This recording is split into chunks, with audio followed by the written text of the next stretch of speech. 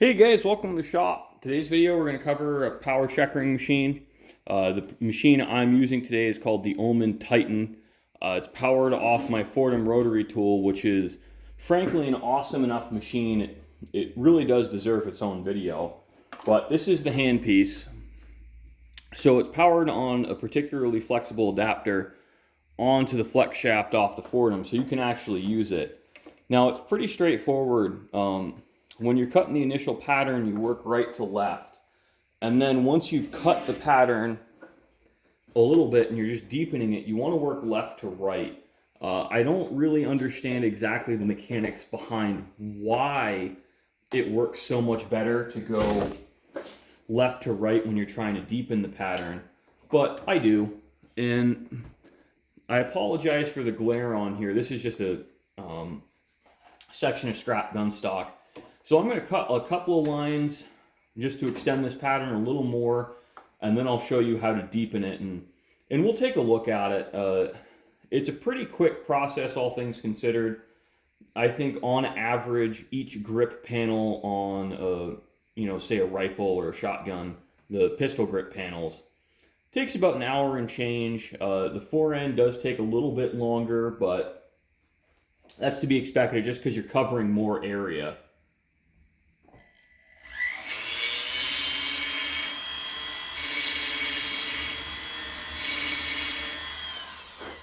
So I went a little too deep, and you'll see how it fuzzed. Now that's not the end of the world. We can fix that.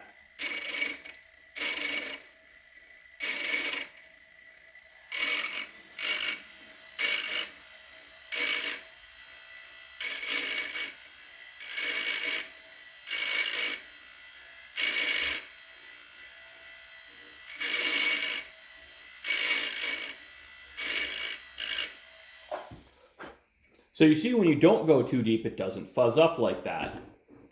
Now I'm going to flip it around. You guys won't get quite as good a view.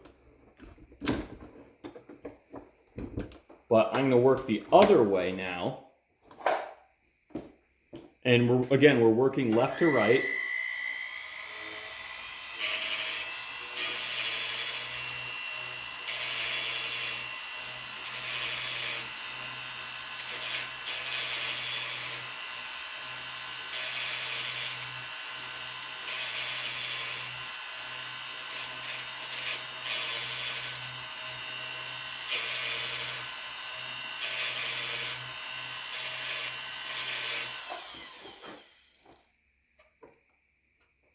No, you know what? Those diamonds are looking pretty good. I think we can finish those off by hand.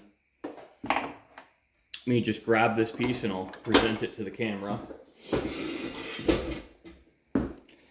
So this fuzziness here is when you try and take off a little bit too much material. But the rest of the diamonds look pretty good. Now, this is a fairly easy machine to use, at least compared to using hand tools. So let me run off camera. I'll grab a hand tool to bring these to a point and demonstrate how that works.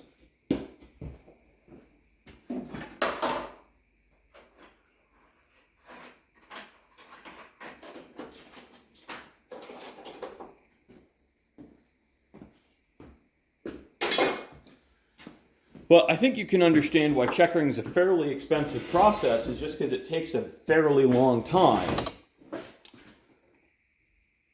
Now I'll get this at a more comfortable angle for hand tools.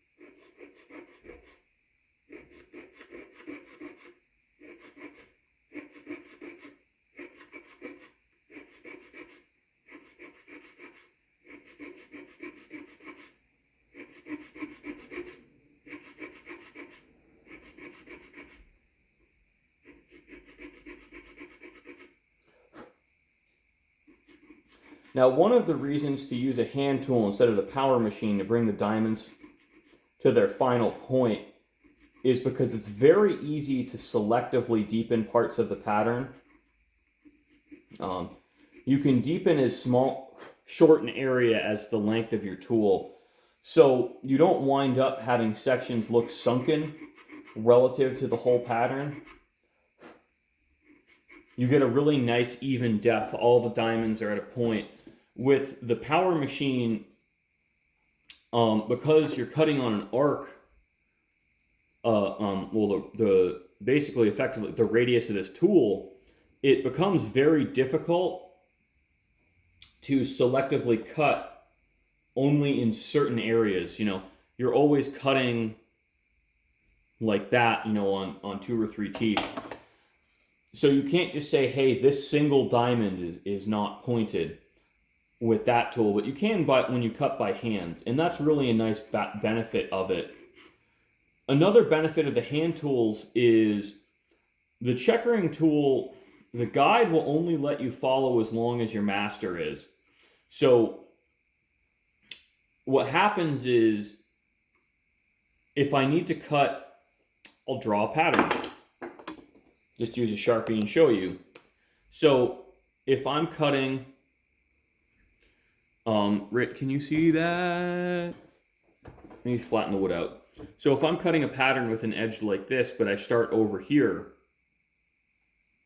and I'm cutting this way, and we can demonstrate by cutting a master with our hand tool.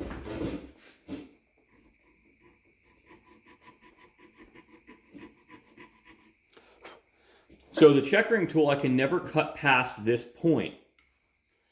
So you'll see exactly what has to happen, which is I'll cut as far as I can go with this guy.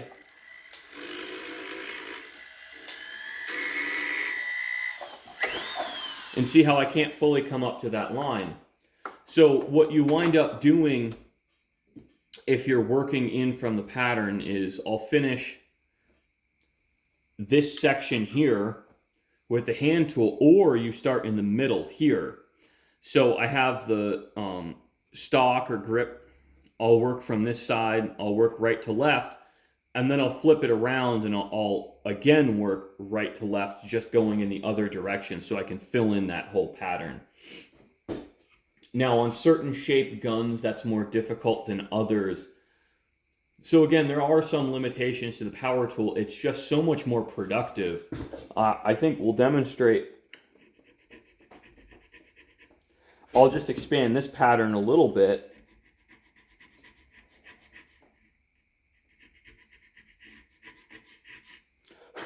I don't plan on bringing the diamonds to a full point, but just to give you an idea of how fast you can progress with it.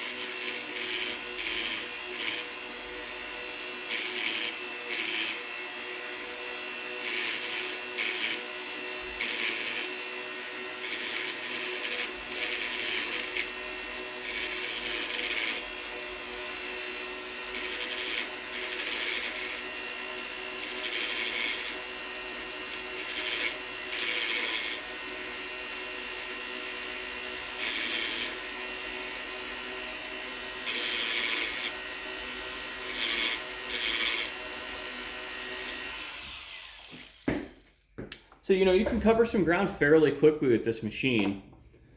And I really like it. This is a pretty relaxing change of pace.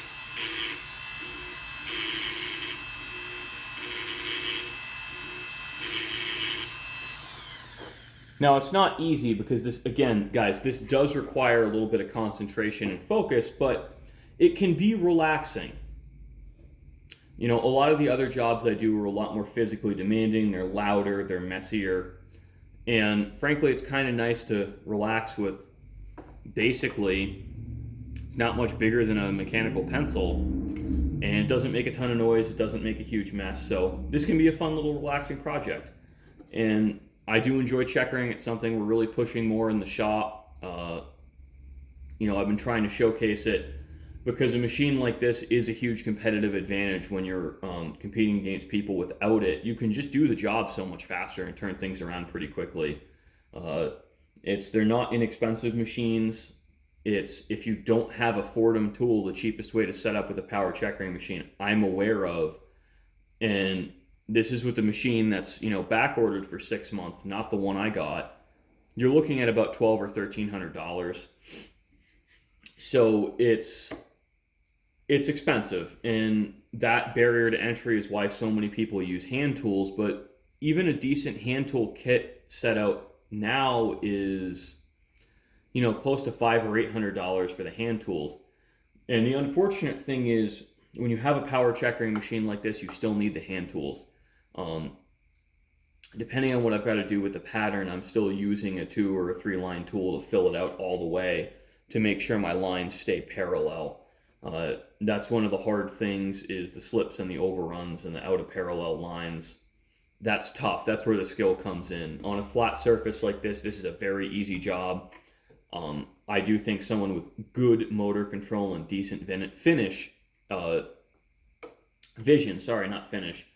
they could probably pick up and start doing checkering on a surface like this in a couple of hours.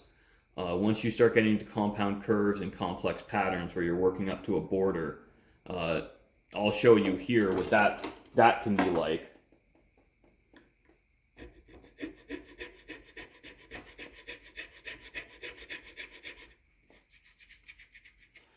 You know, that you've got to be pretty careful working up to.